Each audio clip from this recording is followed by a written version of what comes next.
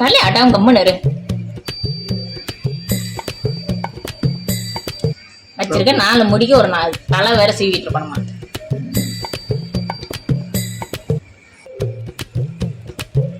திரும்ப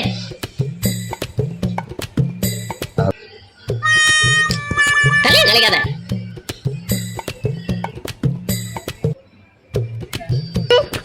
தைக்கிறேன்.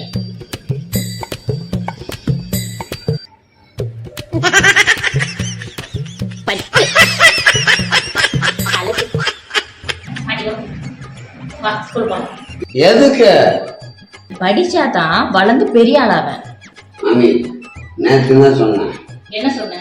சாப்பிட்டாதான் வளர்ந்து பெரிய ஆள் ஆக முடியும்னு சொன்னேன்.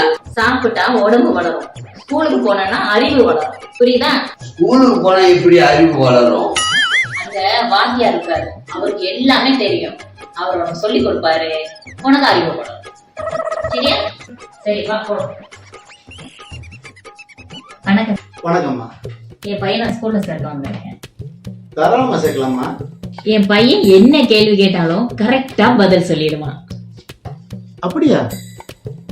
தம்பி உங்க பேர் என்ன? சார் கேக்குறாருல்ல, பேர் சொல்லுப்பா.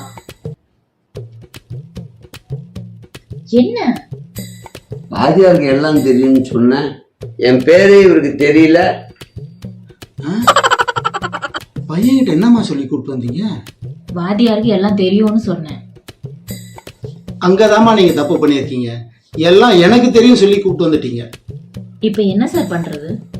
அவன் கேள்வி கேட்டு நான் பதில் சொன்னா அவன் புரிஞ்சுக்குவான்.